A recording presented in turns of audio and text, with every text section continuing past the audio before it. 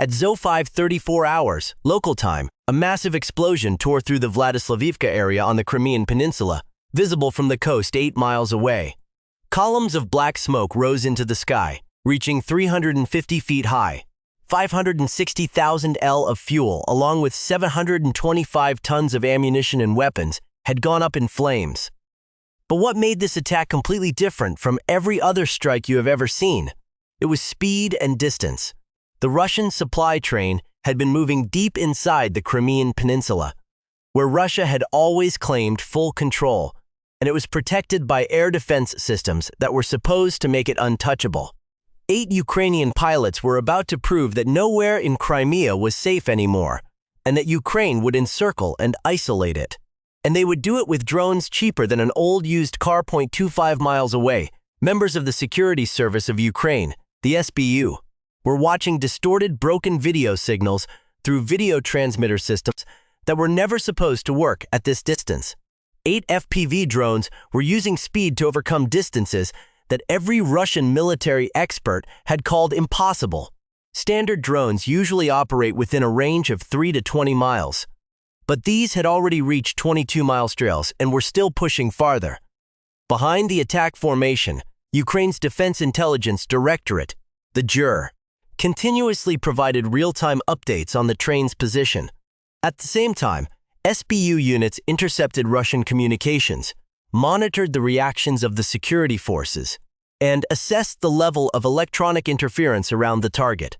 If the signal was choked off, the next team was ready to activate anti-jamming equipment to punch through the electromagnetic curtain.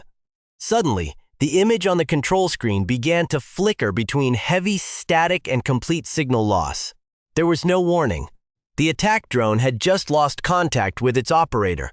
The control signal had been cut off halfway through. The first Wardog TRN, the critical relay drone that made this 25-mile long-range strike mission possible, had just been destroyed. A Russian Geran 2 had launched an R-60 air-to-air missile hitting the Wardog TRN while it was relaying signals at an altitude of 1,800 feet, and without it, the attack drones would not be able to receive commands. The entire mission was only seconds away from failure. This is the greatest challenge of extreme long-range drone operations. Ukrainian forces use VTX video transmitter signal transmitters on the 5.8 GHz band because they have almost no latency. Digital signals may be easier to expand, but a 220 EPS delay makes precision strikes almost impossible. When an FPV is flying at 90 miles per hour toward a moving train, 220 ms can make it miss the target by 25 feet, hitting the place where the train had just been.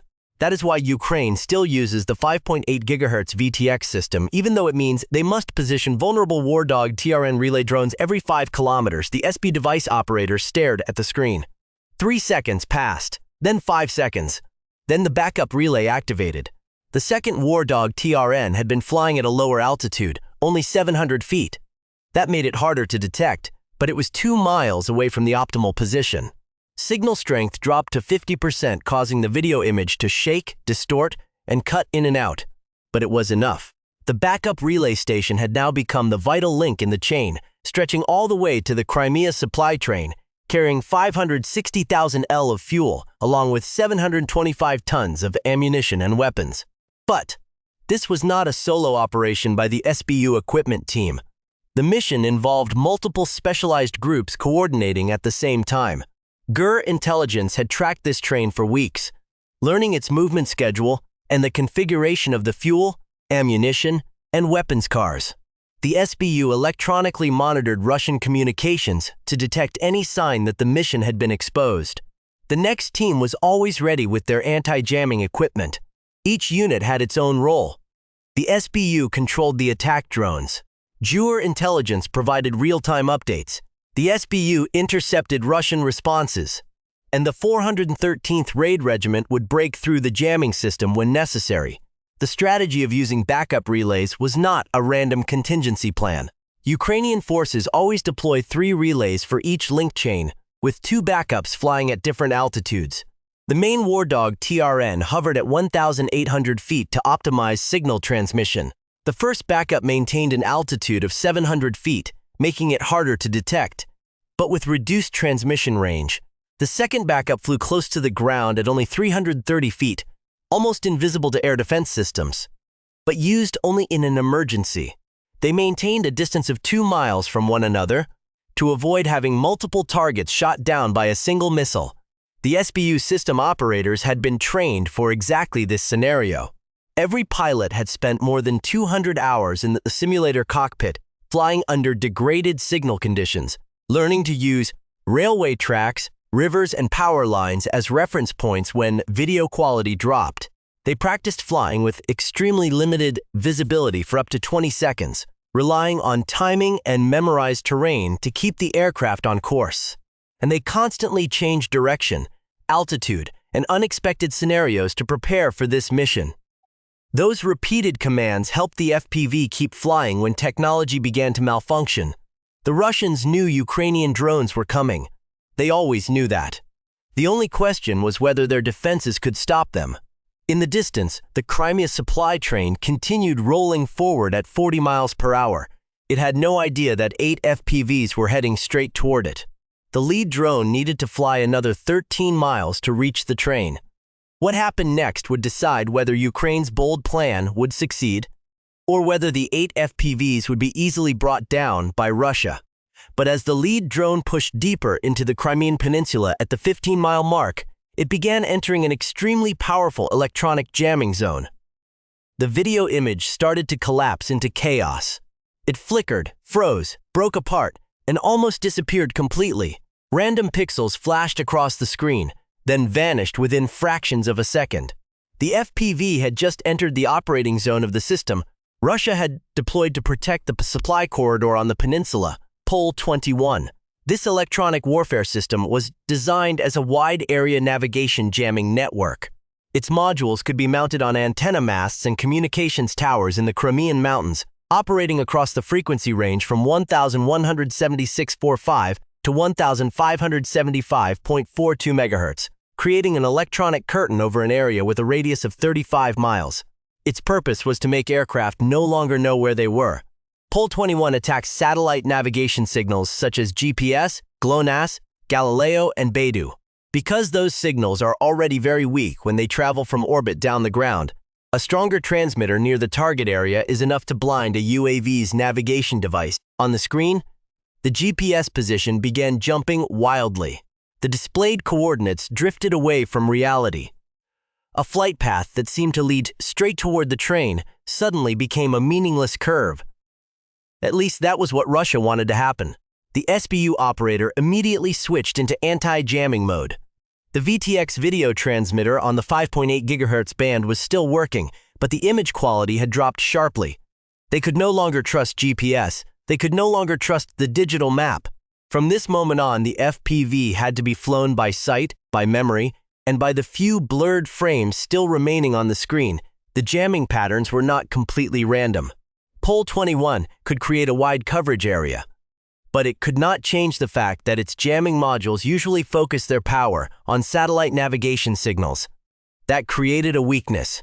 If the UAV no longer depended entirely on GPS, this jamming curtain could not kill the mission immediately. So, the Ukrainian operator did what they had practiced hundreds of times. They ignored the coordinates jumping across the screen. They looked at the railway tracks. They looked at the tree line.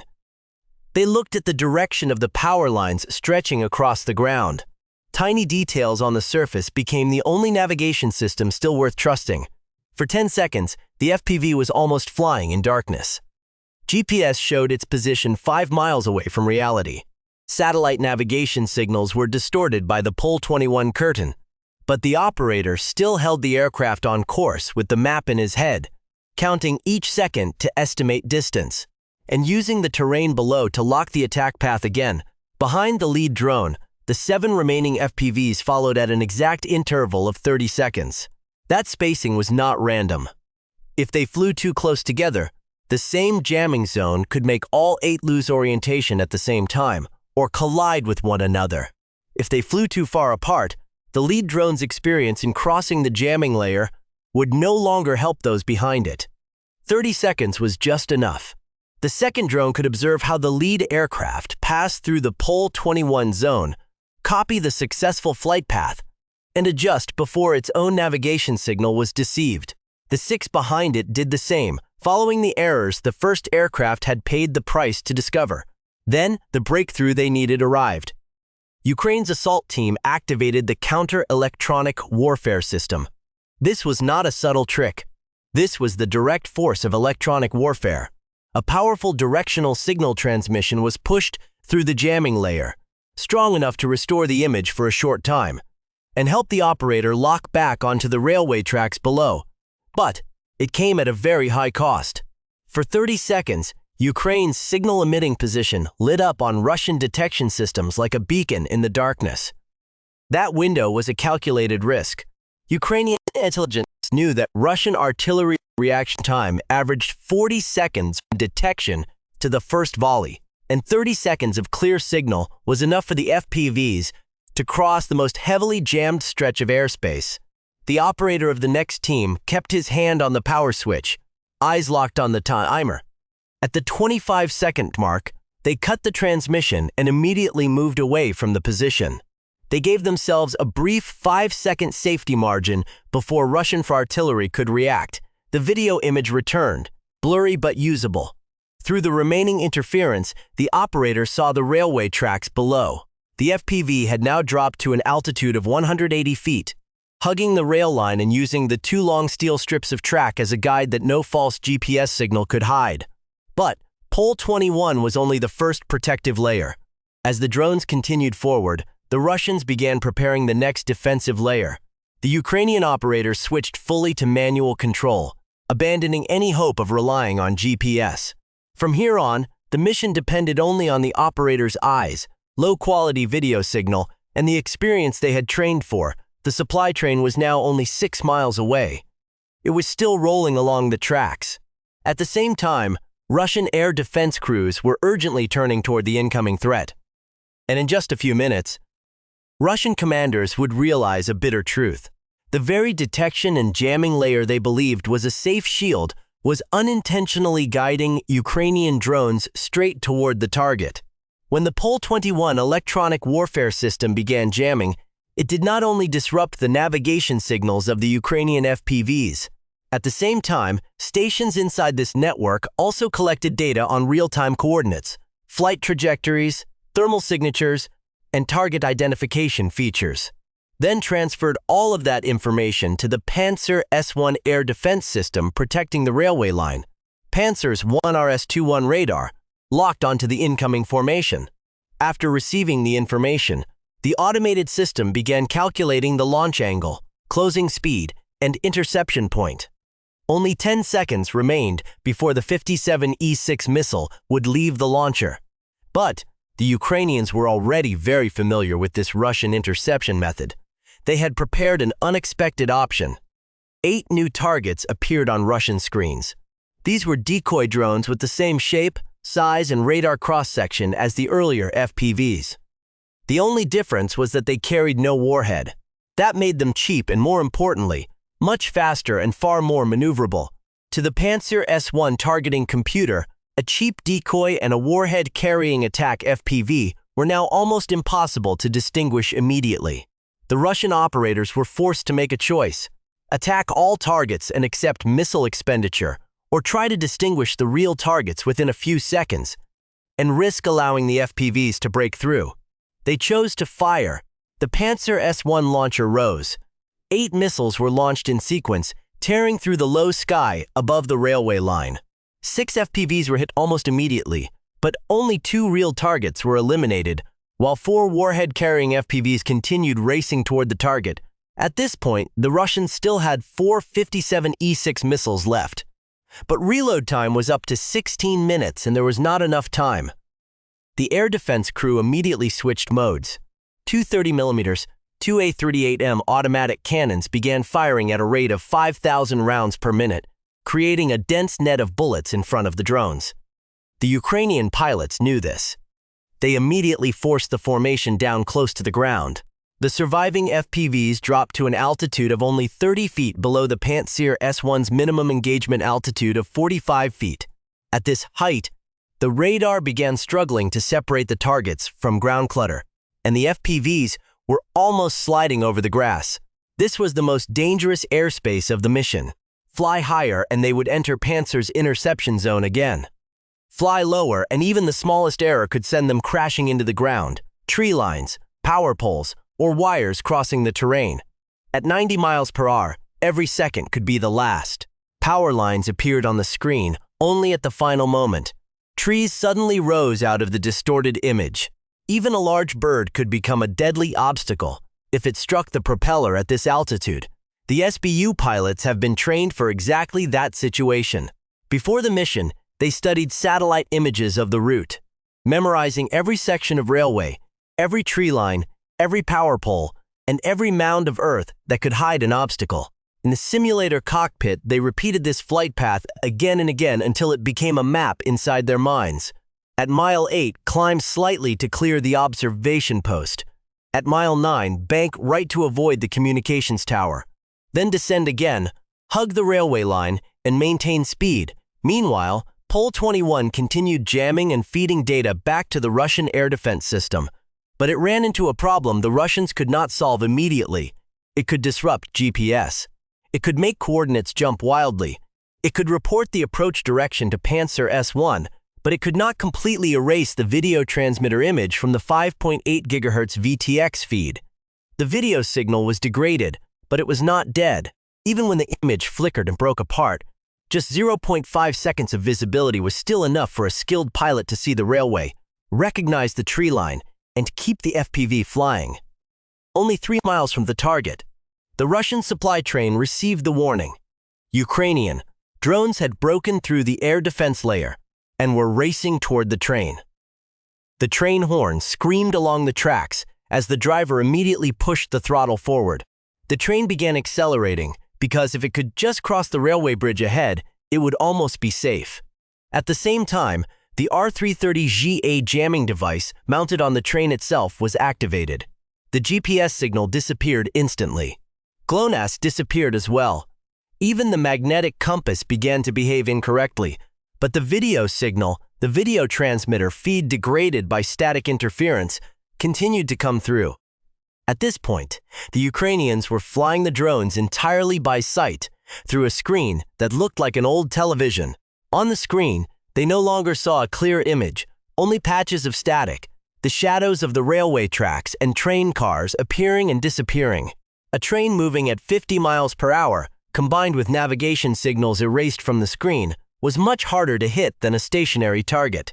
The probability of striking the fuel compartment or artillery shells to create a major explosion was only about 10%, and the Ukrainians began looking for the most accurate way to hit it. 2 decoy drones carrying no warheads suddenly accelerated to 120 km/h, surged ahead of the train, and began reconnaissance. Through the shaking, distorted video image, the operators began scanning the terrain ahead of the railway line. Then they discovered something even more important than the train. A railway bridge stood about 3 miles ahead of the train's current position. The information was immediately sent back to the control crew. Within seconds, the entire plan changed. They would strike the route the train was forced to pass through first, making it stop. A lead FPV carrying a warhead immediately broke away from the formation. Its engine roared as it accelerated to 100 miles per hour, racing straight toward the railway bridge ahead. On the control screen, the image shook with every pulse. The tracks, the bridge deck, and the concrete supports emerged through the layer of signal interference.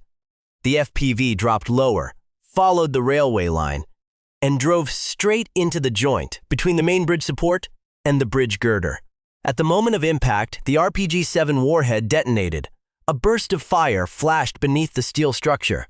The bridge girder shook violently, lifted out of position on its support, and shifted away from the rail line. Behind it, the train driver saw it too late.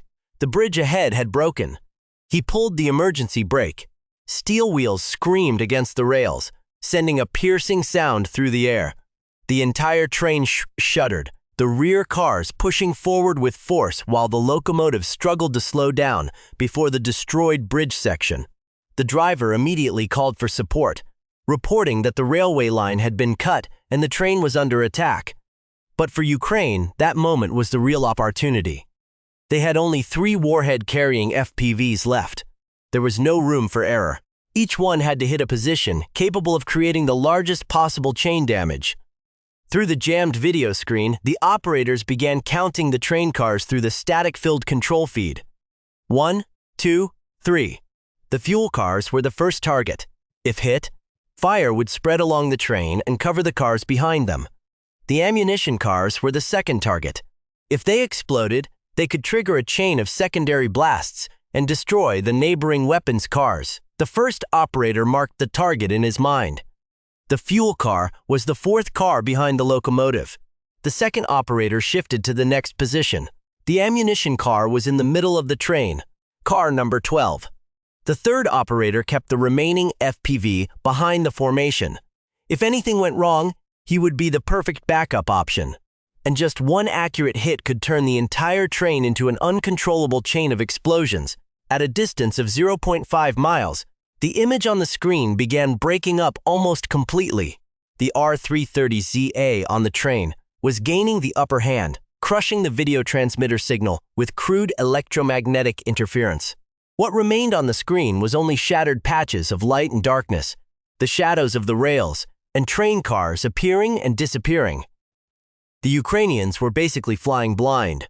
At this point, they were relying entirely on memory, instinct, and what they had practiced hundreds of times inside the simulator cockpit. Below, Russian soldiers on the train had realized the threat was coming. They immediately jumped down on both sides of the tracks, running for cover while raising their AK-47s toward the sky and firing at the UAV swarm. Bursts of gunfire cut through the smoke and dust, but at the FPV's diving speed, all of it was almost nothing more than a desperate reaction. 3 seconds to impact. 2 seconds.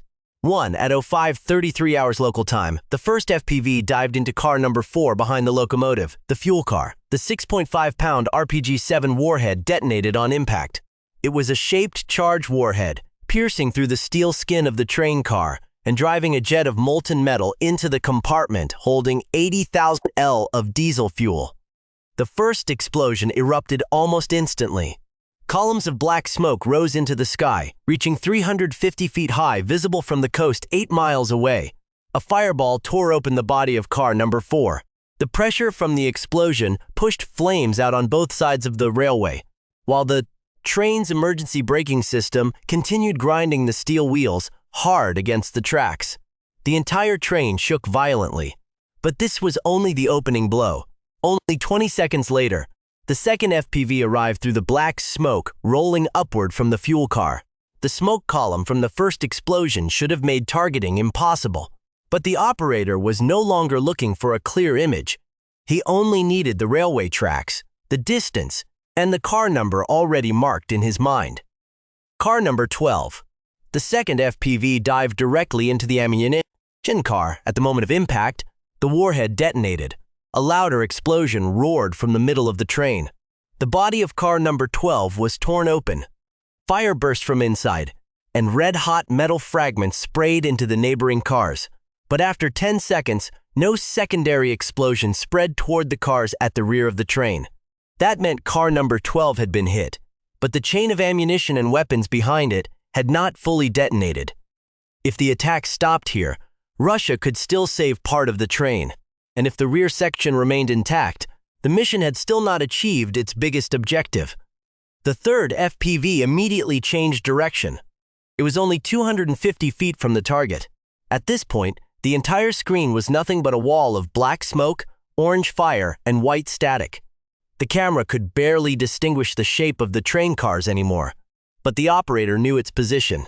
He had counted, he had memorized it, and he understood that this was the final chance. The FPV cut through the edge of the smoke, appearing for only a brief instant before the target. There was no time for a second course correction. It drove straight into car number 14. A massive explosion followed immediately. This time, the fire did not stop at one individual car. The 150 pounds per square inches blast pressure spread into the artillery ammunition cars behind it, triggering new ignition points along the train. One explosion pulled another after it, pushing flames backward toward the rear of the train. Then it reached the 4 weapons cars at the end of the train. Over the next few seconds, The entire rear section of the railway line was swallowed in fire. A chain of explosions erupted one after another, each one stronger than the last, throwing metal fragments into the air and turning the Crimea supply train into an uncontrollable chain of fires. After the final strike, the Crimea supply train was no longer a train. It had become a chain of explosions stretching along the railway. Fuel car number 4 burned first. Ammunition car number 12 exploded next. Then the strike on car number 14 triggered the rest of the train. The flames spread toward the rear, reaching the 4 weapons cars at the end. One explosion followed another, blasting metal, fuel, and ammunition into the air.